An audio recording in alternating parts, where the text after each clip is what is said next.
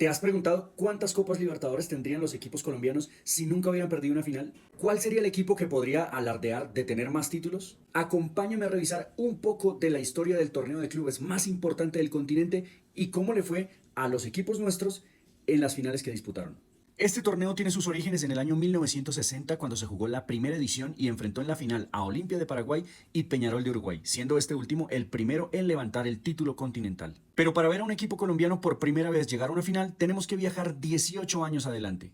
Por aquellos años uno de los grandes del país era el Deportivo Cali y lo demostró llegando a la final de 1978 contra un peso pesado del continente, Boca Juniors, quien venía a su tercera final y además era el vigente campeón. El primer juego de aquella final se disputó en el Pascual Guerrero de Cali el 23 de noviembre, donde los azucareros no lograrían pasar del empate a 0. 5 días después, la Bombonera sería testigo del aplastante 4-0 a favor de los locales y así se daba el primer fracaso colombiano en la competición. Boca salía campeón y los de Cali volvían a casa con las manos vacías. Pero esperen, como el video se trata de que los colombianos sí ganaron, entonces sumemos la primera al Cali. En Colombia los equipos del Valle del Cauca seguían mandando y para la década de los 80 apareció el América en su primera final de Copa. Y digo primera porque, bueno, ya verán. 1985 los Escarlatas se enfrentaban en una final inédita contra Argentinos Juniors. Cualquiera de los dos lograría su primer título. La ida sería el 17 de octubre en Argentina con marcador 1-0 para los locales. Y la vuelta se dio en el mítico Pascual Guerrero el 22 de octubre, donde la Mechita se impuso por la mínima y dejaba igualado el global. Por esa época, las reglas de la competición mandaban la definición de la final a un tercer partido en cancha neutral para el desempate. Esta final se jugaría 2 días después en el estadio Defensores del Chaco en Paraguay. El marcador fue 1-1, así que tuvieron que ir a los penales, donde los argentinos se impusieron 5-4 y así el segundo fracaso colombiano. Pero sumémosle la primera al América. Al año siguiente, 1986, los Escarlatas regresaban a la final de la Copa, esta vez contra otro gigante argentino, River Plate. Los colombianos llegaban con la ilusión de ser campeones. El América empezaría en casa el 22 de octubre, perdiendo 1-2, y 7 días después, en el Monumental, los locales ganarían por la mínima con una anotación de Gilberto Funes y volvían a dejar a los americanos con las manos vacías. Segunda para el América.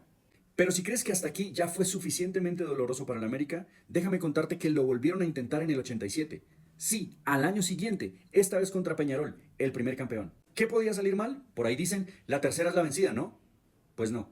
Los uruguayos venían para levantar su quinto título, con muchísima más experiencia, y lo harían en una extraña final. Y bueno, rojos, aquí vamos de nuevo. El 21 de octubre, Pascual Guerrero se vistió de escarlata con la fe intacta para empezar pegando duro en casa y así fue. Contundente 2-0 con goles de los refuerzos paraguayos Bataglia y Cabañas. 7 días después viajarían al Centenario de Montevideo, donde empezarían marcando al minuto 19 con Roberto Cabañas, pero los locales le darían la vuelta y ganarían el partido 2-1. Así que con el global 3-2 a favor del América, por fin los escarlatas levantaban su primer... Ah, no, esperen. Aunque eso debía ser lo normal, resulta que la Copa ese año tenía una regla. Los goles no definían al campeón, sino los puntos. Es decir, el América ganó en Cali y sumó 3 puntos. Debía ganar de visita para sumar otros 3 o empatar para sumar 1 y así saldría campeón. Pero al ganar Peñarol, quedaban empatados con 3 puntos y se jugaba un tercer partido para sumar más puntos y ver quién levantaba el título. En caso de persistir el empate en puntos, ahí sí entrarían los goles a definir al campeón. Sí, lo sé. Una locura. Pero bueno, vamos al tercer partido. El 31 de octubre en Chile se desempataba la historia. Recordemos que si el partido quedaba empatado, los puntos serían los mismos, así que ahora sí, por goles, el América sería campeón.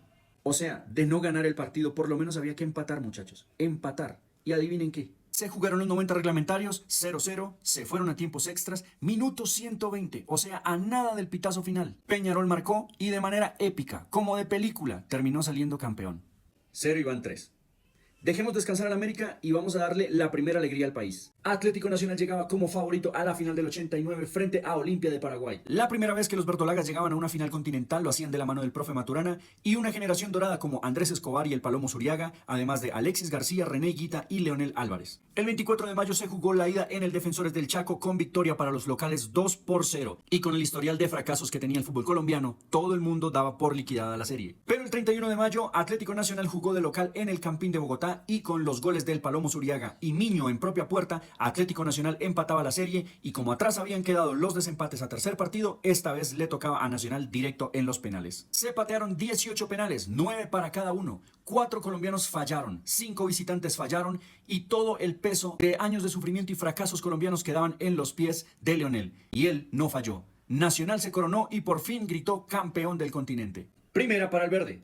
6 años le bastó a Nacional para volver a una final continental. En 1995 enfrentarían a Grêmio de Brasil. Los dos llegaban con un título y en busca de levantar su segunda copa. Los brasileños empezaron de local el 23 de agosto, con victoria 3-1 ante los verdes. 7 días después, el Atanasio vestido de verde recibía la vuelta con la ilusión de remontar el marcador y hacerla épica. Aunque Aristizábal al minuto 12 encendería la ilusión, no hubo más grito de gol para el local y con eso no les alcanzaba. Y fue hasta el 85 que Diño puso el empate y nos recordó las oscuras épocas de fracasos continentales. Segunda para Nacional. Pero al año siguiente, adivinen quién volvió. Sí, el América. La final de 1996 volvía a enfrentar a dos viejos conocidos, los Escarlatas y el poderoso River Plate. La ida se jugó en el Pascual y con gol del Pipa Anthony de Ávila los americanos ganaban y se llevaban la ventaja al Monumental, donde 7 días después los argentinos se crecían y con doblete de un joven Hernán Crespo remontaban la eliminatoria y levantaban así su segundo título continental ante los colombianos que extendían a 4 sus finales perdidas. Pero no todo estaba perdido, aún faltaba perder una final más en la década de los 90. Esta vez como protagonista el Deportivo Cali, que volvía a una final después de 21 años. La final del 99 enfrentaría a los azucareros contra el Palmeiras. El Pascual Guerrero, cansado de perder finales de rojo, esta vez se vistió de verde y el 2 de junio Víctor Bonilla ponía a celebrar a los locales que con ese solitario gol ganaban la ida y se iban con ventaja a Brasil. El 16 de junio en la vuelta los locales vencían 2-1 llevando la definición a los penales, donde los locales anotaron 4 mientras que la visita marcó 3. Y así el Cali vio cómo se le escapaba su segunda final. Cali 2. 5 años demoraron los colombianos en volver a tener un equipo en la final. ¿El rival? Boca Juniors, que venía de ser campeón la edición anterior. ¿Y nosotros a quién poníamos? No fue Nacional. ¿Y el América? No, no más, por favor. ¿Y el Cali? Nah. Entonces salió de entre las sombras, un pequeñín, un humilde, un desconocido en el continente. La final del 2004 fue una historia bíblica, David contra Goliat. El Once Caldas de Manizales llegaba de manera inédita a medirse contra uno de los más ganadores de la Copa. El 23 de junio se jugaba la ida en la Bombonera. Los humildes visitantes sentían la presión de esa mítica cancha, pero con mucha gallardía y coraje resistieron su primera batalla y el marcador terminó 0-0 ante la sorpresa de todo el continente. Y el 1 de julio en la vuelta en Manizales, toda Colombia se vistió de blanco, poniéndole toda la fe no a los grandes del país, sino a un equipo pequeño pero valiente. Biafara con un zapatazo abrió el marcador al minuto 7 y el estadio se quería venir abajo. Pero la jerarquía del visitante lo llevó al empate al 52. El marcador ya no se movió más y se fueron a los penales.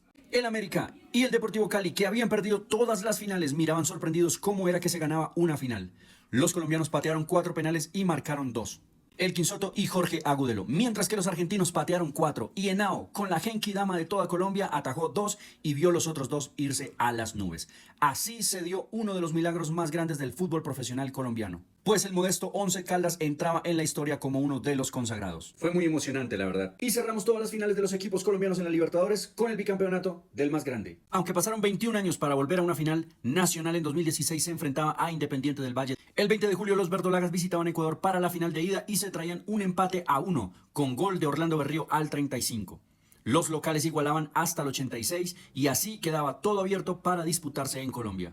El 27 de julio el Atanasio era una fiesta y solo con la salida del equipo y el marco del estadio se sentía que esta vez sí era.